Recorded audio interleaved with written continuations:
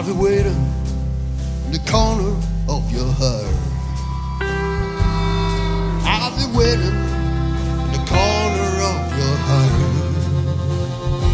It doesn't matter who you love, what you say, or what you do, 'cause I'll be waiting in the corner of your heart. Pues yo voy a empezar por algo muy básico, pero no por eso fácil, ¿no? Me gustaría que me dieras un poco cuál es la definición de la violencia filioparental. Entendemos la violencia filioparental como las agresiones de hijos hacia padres o hacia aquellos adultos que ocupen su lugar, que pueden ser, imagínate, pues tutores o pueden ser los educadores en un piso, etc. Y pueden ser tanto agresiones de tipo psicológico o emocional, insultos, descalificaciones, chantaje emocional, como gestos, amenazas o ruptura de objetos apreciados, que a veces también, o violencia física, golpes, empujones, mordiscos, etc. Que se hacen no aisladamente, es decir, si solamente ha ocurrido una vez, no entendemos que es violencia filioparental, sino de manera reiterada. No sé si es una cosa un poco conspiranoica, pero no puede haber una especie de interés en el sistema, ¿no? De alguna manera no facilita mucho el modo en el que vivimos, para mí, lo que es una crianza adecuada, ¿no? Y no sé si hay un interés un poco, no sé si por opacar un poco el fenómeno o por normalizarlo de alguna manera desde más arriba.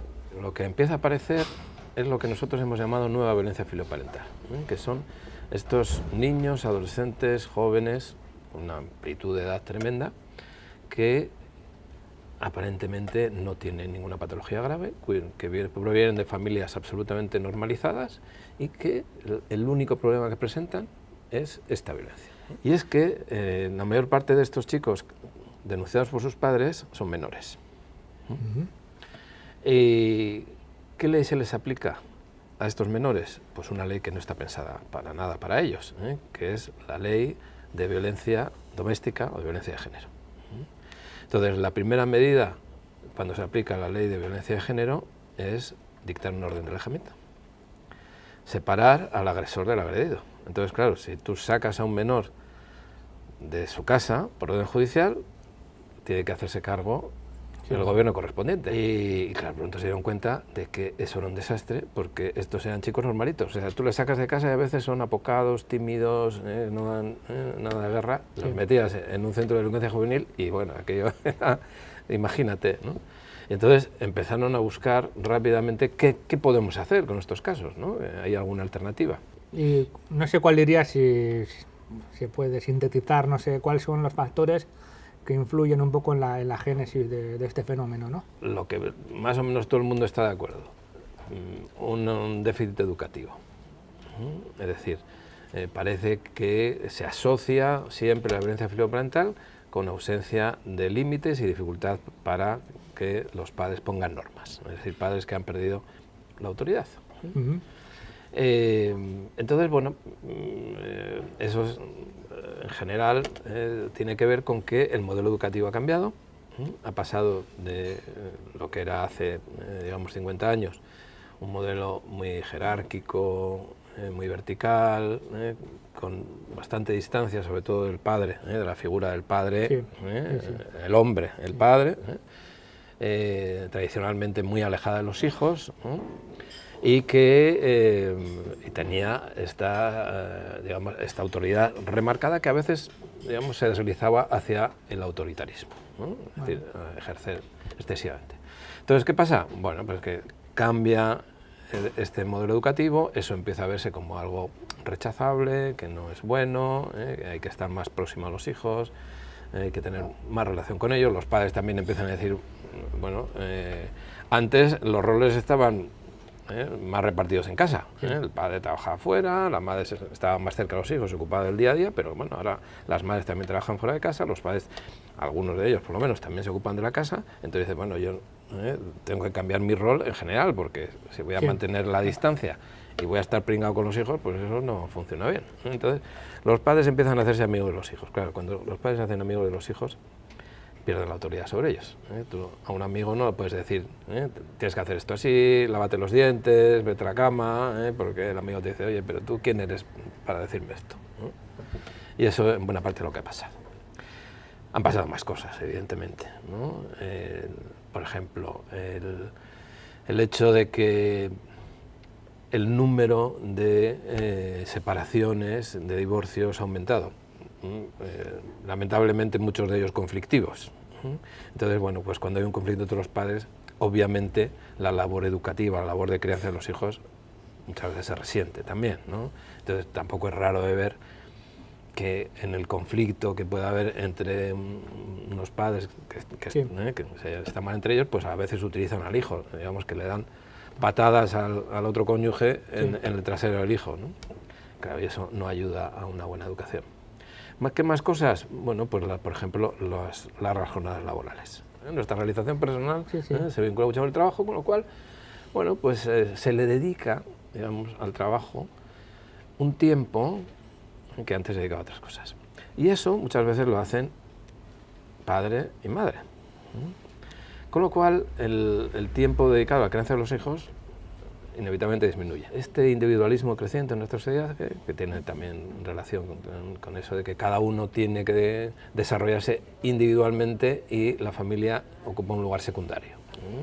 No se puede con todo, ¿no? Yo creo que nos hemos deslizado de un extremo, quizá rechazable o que tendría que adaptarse a los nuevos tiempos, pero nos hemos ido a otro extremo en el cual la crianza de los hijos ocupa un lugar secundario. Y muchas veces se vive como algo que entorpece ese desarrollo personal. Con lo cual, bueno, pues en general estos padres, tratan de evitarse problemas con los hijos. ¿Cuál es la mejor manera de evitar problemas con los hijos? Pues decir que sí. Y no sé, Roberto, a ti cuando haces terapia, ¿no? Cuando estás en sesiones de familia, ¿qué te llama la atención de cómo se sienten, cómo piensan esos padres? ¿Qué hay dentro de esa persona, ¿no? Si hay algo que te llame la atención o cómo están. Bueno, ¿cómo están? Primero, están tristes, con dolor por lo que está ocurriendo, con una cierta sensación también de estupefacción, de incomprensión, de que pueda suceder algo así, y a veces muy avergonzados. El avergonzarse es un problema importante porque eso hace que se tarde más tiempo en pedir ayuda. Entonces, bueno, uno de los mensajes importantes que tenemos que transmitir es que, bueno, esto, digamos, no es culpa, entre comillas, de los padres. Los padres son los responsables de la educación de los hijos, pero no son los culpables de que nuestra sociedad haya cambiado y de que ahora no sea tan fácil adaptarse a estos nuevos tiempos. Esto en general es un problema que evoluciona a lo largo de bastantes años, ¿no? Porque cuando vienen las familias a nuestra consulta y les preguntan, bueno, ¿cuándo fue la primera vez que su hijo les insultó o su hija les insultó? Pues normalmente se remontan a años atrás. Así que, en general, es un proceso que dura. En general, las familias lo que quieren es que cese la violencia, no que cese la convivencia. Lo que quiere la sociedad, en este caso, coincide con lo que quieren las familias, ¿no? Que es resolver el problema de violencia y que no cese la convivencia. Entonces, bueno, pues ahí nos vamos a encontrar tanto con padres con hijos que quieren muchas veces, efectivamente, que se resuelvan los problemas. Los hijos, en general, prácticamente todos. O sea, ellos no se plantean para nada que la solución es que se vayan de casa. En todo caso pueden decir que se vayan los padres de casa, en algunos casos. Ellos para nada. Los padres a veces sí. Bueno, cuando tengas 18 años te pongo la mata en la puerta. Pero en general, la mayor parte de ellos, también, como te digo, dependiendo de la edad, de los años de evolución, lo que quieren es que se arregle el problema de la convivencia. Entonces están tristes, están enfadados, también muchas veces, avergonzados y queriendo solucionar el problema. ¿Qué hay en la mente? ¿Cómo está armado un adolescente? Bueno, lo primero que llama la atención cuando hablas con los adolescentes es que, digamos, esta connotación tan negativa que tenemos los adultos en general de que eso es una conducta absolutamente intolerable, ellos no lo tienen para nada. Ellos piensan que lo que hacen está o bien dentro de lo normal o que lo único que hacen es reaccionar defensivamente hacia lo que hacen sus padres. Muchas veces porque los padres, es cierto que también a veces... No hay conciencia de que se sale aquello de la norma. Para ellos no, porque en general los padres y los hijos tienden a culparse mutuamente, ¿no? Y entonces los hijos dicen, no, yo es que estoy reaccionando, digamos, a las agresiones de mi padre o de mi madre. Agresiones que muchas veces pueden ser físicas, pero que muchas veces son de poner límites, ¿eh? Entonces muchas veces los hijos pueden vivir como una agresión el que no se les deje salir por la noche. Entonces su reacción dando un empujón al padre o a la madre que bloquea la puerta les parece algo natural. Y bueno, aparte del trabajo previo que hay que hacer, es decir, bueno, cualquier tipo de violencia es intolerable. Entonces vamos a ver si lo podemos solucionar de otra manera. Claro, para eso es necesario que tanto padres como hijos sean capaces de escucharse mutuamente, ¿no? Y de poder, digamos, defender sus ideas con la palabra y no exclusivamente con los hechos, ¿no? Hay una visión simplista por parte de la sociedad en el sentido de... hay problemas, el chico, el problema es la agresión, el problema...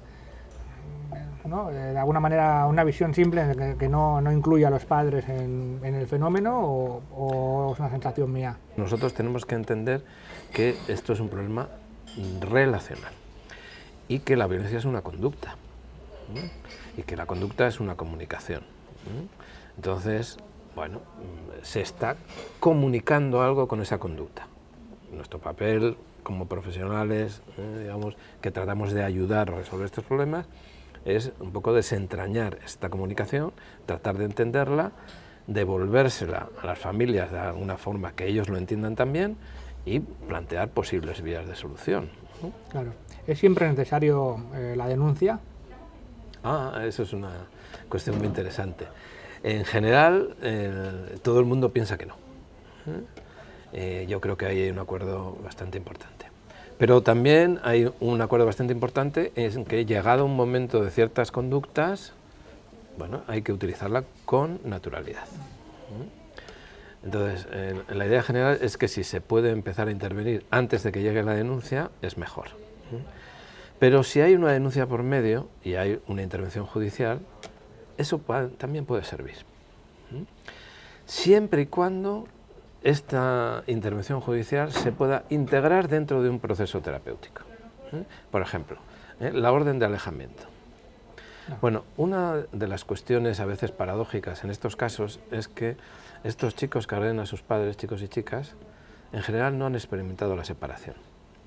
Es decir, aparentemente ellos son muy autónomos, toman decisiones por sí mismos, dicen, vosotros no me tenéis que decir lo que yo tengo que hacer en la vida porque lo sé muy bien, pero la realidad es que son muy dependientes de los padres. Y son estos chicos que a veces ni siquiera han ido a un campamento en verano. O sea, yo recuerdo un caso de los más paradigmáticos, que la primera vez que, en este caso eran madre e hija, la hija había olvidado a la madre, la primera vez que se separaron fue cuando se puso la denuncia y le pusieron un alejamiento y la sacaron de casa. La chica tenía 16 años y nunca había dormido más de una noche fuera de casa. Entonces, para esta chica, aunque no le gustaba para nada, cuando se hace de una manera obviamente obligatoria, pero al cabo del tiempo, el experimentar que se podía vivir, Sí. digamos, separada de los padres, fue muy positivo para ellas, ¿no? Y para los padres, el que su hija no estuviera allí todo el día creando una situación muy difícil en la convivencia familiar, pues también le sirvió para, digamos, encontrarse mutuamente en la pareja porque se habían distanciado mucho, ¿no?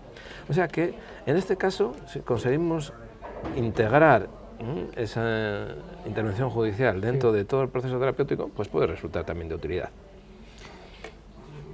No sé si hay pautas o no sé, o es magia lo que pido, pero para prevenir la violencia filioparental, si pudieras tirar unas líneas, ¿qué dirías? Claro que sí, yo creo que el principal trabajo que tenemos que hacer es tratar de prevenir la aparición de la violencia filioparental. Entonces, ¿qué cosas son importantes? Bueno, primero que hablemos de ella con naturalidad. Es un problema más dentro de las relaciones familiares hoy en día, como hay muchos otros, y bueno, pues hay que tratar de hablar de ello con normalidad. Y hay que explicar que pasa mucho, y que los padres, cuando les ocurre a ellos, sepan que no son los únicos a los que les ocurre. Porque la tendencia es a decir qué he hecho yo mal, o por qué me ocurre a mí, qué tengo yo de mal, o que no se hacen las cosas. Entonces, bueno, pues lo primero que hay que explicar es que si casi un 10% de los padres en nuestra sociedad les está pasando algo parecido, bueno, pues no son bichos raros, sino que es algo bastante común. Que por lo tanto no es un problema, digamos, patológico, en el sentido de que hay alguien que está enfermo, no. Es un problema fundamentalmente sociocultural. Y que ese problema sociocultural, como es inevitable, se traslada o influye sobre cómo funciona la sociedad, en este caso cómo funcionan los individuos y cómo funcionan las familias. Por lo tanto, lo que estamos viendo es un mal funcionamiento social que está afectando a las familias y a cómo se está educando a los hijos. No sé, como padres, ¿ante qué signos deberíamos empezar a alarmarnos, ¿no? O, bueno, esto no es normal, no sé qué podrías decir al respecto. Sí, bueno, cosas muy sencillas. ¿Cuántos insultos hay que tolerarle a un hijo o a una hija? Ninguno. Eso es, por ejemplo, algo que hay que decir con mucha claridad. Entonces, pero es muy loco, ¿no? Que se ha perdido esa referencia, que haya que decir no, tolerancia cero al respecto. Se ha perdido esa referencia, entre otras cosas, porque la utilización de un determinado vocabulario se ha normalizado. Y no solamente por parte de los hijos, sino también por parte de los padres. Entonces, el que, digamos, un padre o una madre utilice el lenguaje, no sé, para decir, tú eres gilipollas, para decir a un hijo, sí. Bueno, pues si hace eso no le puede extrañar que a la vuelta de un tiempo los hijos utilicen el mismo lenguaje con los padres. ¿Qué pasa? Que, a ver, nosotros tenemos claramente una idea de que no es lo mismo el comportamiento de un padre hacia un hijo que de un hijo hacia un padre, pero eso es solamente una cuestión nuestra, de cómo estamos educados y demás. En fin, hay refranes, ¿no? O dichos, es más feo que pegar un padre, ¿no? Eso está feo que pegar un padre, ¿no? Sin embargo, el que los padres corrijan físicamente a los hijos no tiene esa connotación tan negativa, pero hoy en día es tan delito una cosa como otra. De la misma manera, el lenguaje que se utiliza. Lo primero que tienen que hacer los padres, si quieren que sus hijos utilicen un lenguaje, digamos, no ofensivo con ellos, es no hacerlo los padres. Y si los padres no lo hacen, en el momento en que aparezca ese lenguaje de los hijos, decir con claridad que eso no se puede volver a tolerar. Pero claro, eso hay que decirlo con cierta autoridad. Y hoy en día, ejercer la autoridad está mal visto. Está mal visto. No sé si nos estamos equivocando al salirnos de la educación tradicional o no, o hay que salirse un poco. ¿Qué estamos haciendo mal? Yo creo que lo que estamos haciendo es adaptándonos a estas nuevas relaciones sociales. Lo que pasa es que, a ver, cuando hablamos de educación tradicional hablamos prácticamente de siglos, en los cuales la educación pues, no ha cambiado mucho. En unos pocos años estamos tratando de cambiarla de arriba abajo y eso yo creo que lleva a que a veces haya cierta confusión acerca de cuál es lo adecuado. Por ejemplo, ¿no? Esta idea de que la autoridad, ejercer la autoridad es malo. Sí. No, lo que es malo es el autoritarismo, pero a ver, la autoridad es algo que se concede. No es lo mismo que ejercer el poder. Ojo, para, digamos, ejercer el poder, bueno, cualquier persona puede hacerlo de diferentes maneras, porque el resto de la gente te conceda ese permiso, ¿no? Es decir, te autorice a ejercer ese poder, o bien porque tú lo tomes a las bravas. Das un golpe de Estado y utilizas la fuerza para mantener el poder. Entonces, ¿cuál es la diferencia? La diferencia es que digamos, hay un proceso legitimador de ejercer el poder a través de esa concesión de la autoridad. En principio, la sociedad legitima el que los padres utilicen la autoridad, tengan poder sobre sus hijos y puedan decidir muchas cosas sobre ellos.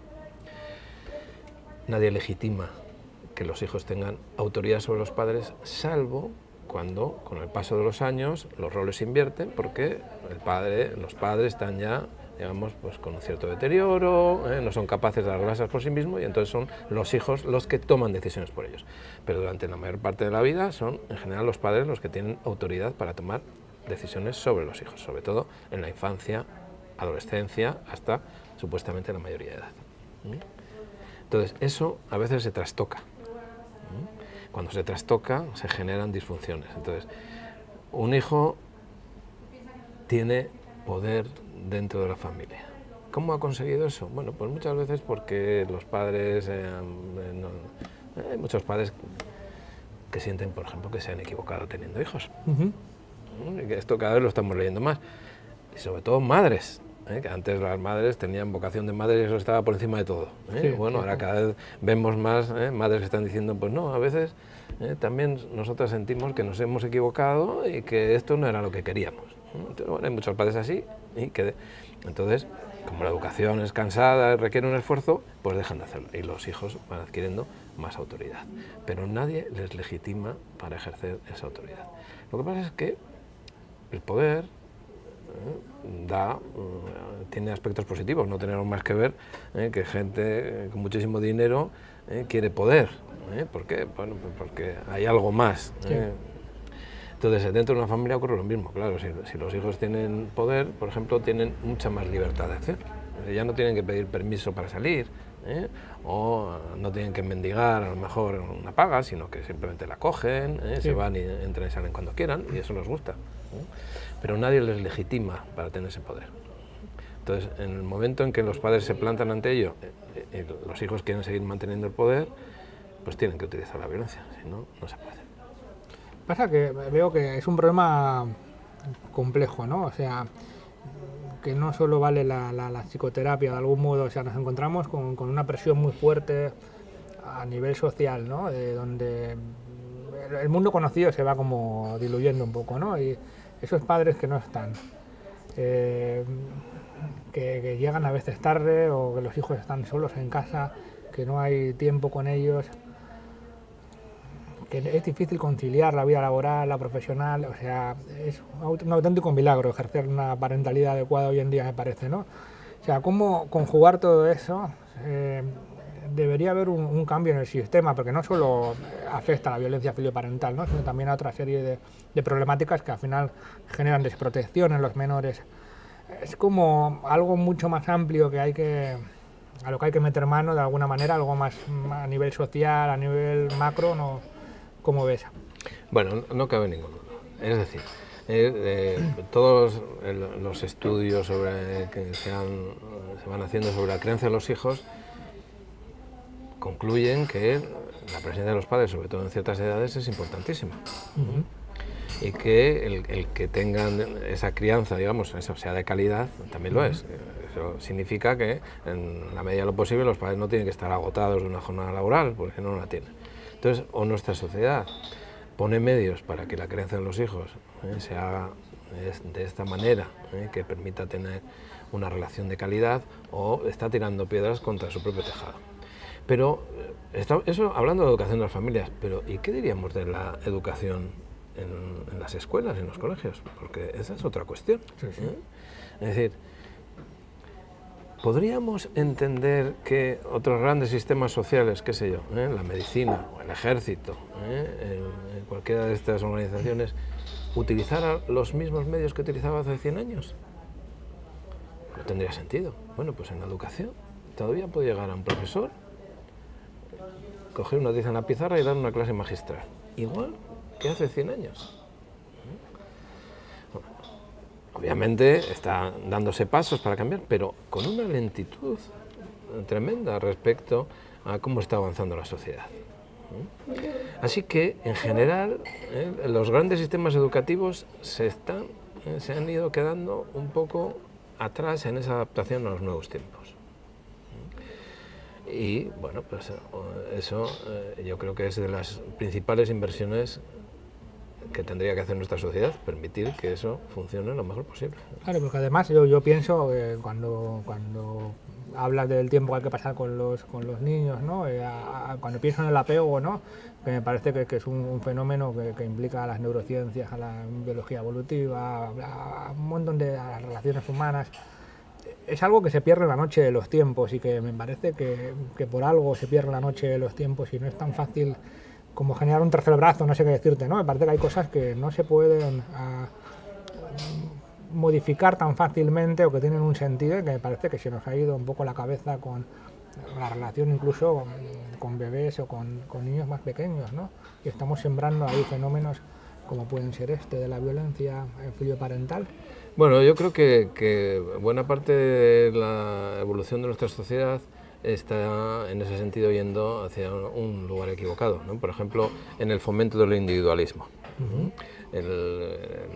Digamos que esta idea occidental, que también nos está llegando a nuestro país, de que los valores individuales son los fundamentales y que uno tiene que desarrollarse individualmente sobre todo y que, bueno, a veces las relaciones sociales son una carga, ¿no? Bueno, pues yo creo que este es un problema importante. El que se pierda prestigio, el invertir en la familia. Es decir, cuando ahora se dice, no, hay que invertir en la familia, pues eso suena como casi del siglo pasado, ¿no? Es decir, o con una connotación religiosa, ¿no? Sí, sí. No, nada progresista. Y lo progresista es que cada uno tiene que ser autónomo, ser capaz de vivir por sí mismo, etcétera, etcétera, ¿no? Pero fíjate que la autonomía se fomenta con un apego seguro, o sea que por otro lado es una paradoja, ¿no? Es una paradoja. Y bueno, por último, para no abusar más de ti, ¿qué recomendarías a una familia que está experimentando la violencia filioparental? ¿Qué pasos dar, qué hacer? Vale. Bueno, lo primero que les diría es que piensen que no son un caso único, que hay muchas personas, muchas familias que están pasando por esa misma situación. Lo segundo, que aunque la sociedad obviamente siempre reacciona a estas situaciones con lentitud, pero que ya va reaccionando y que por lo tanto hay bastantes lugares a donde pueden acudir para pedir ayuda. Que esa petición de ayuda la pueden hacer a través de su médico de cabecera, a través de una trabajadora social del ayuntamiento, o ya acudiendo a medios especializados, que los hay de todo tipo. Y que en general hay dispositivos que a veces, bueno, están un poco sobrecargados, pero que les pueden ayudar a resolver ese problema y que es un problema que tiene solución. Bueno, pues lo dejamos por aquí. Muchas gracias por tu paciencia, tu sabiduría y por contarlo así de bien. Gracias a ti, Gracias. Richard. Venga.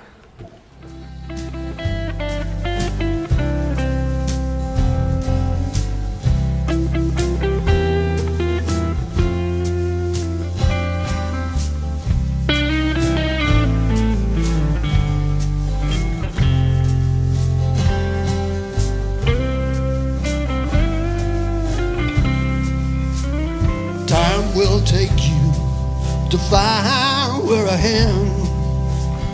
It will take you time, baby, to find where I am. It doesn't matter if I get you. My heart is broken, so I promise to love no more. I'll be waiting in the corner of your heart.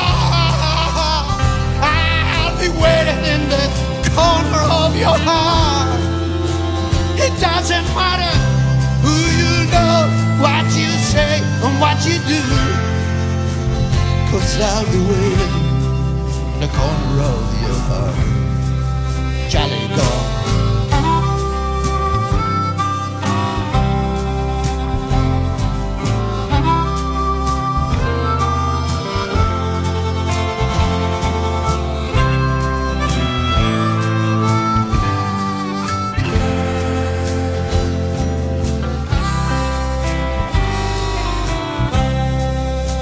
Well, I promise I will never love no more. Yes, I promise I'm gonna never no more. It doesn't matter if I get sick, if my heart is broken, so I promise I will never love no more.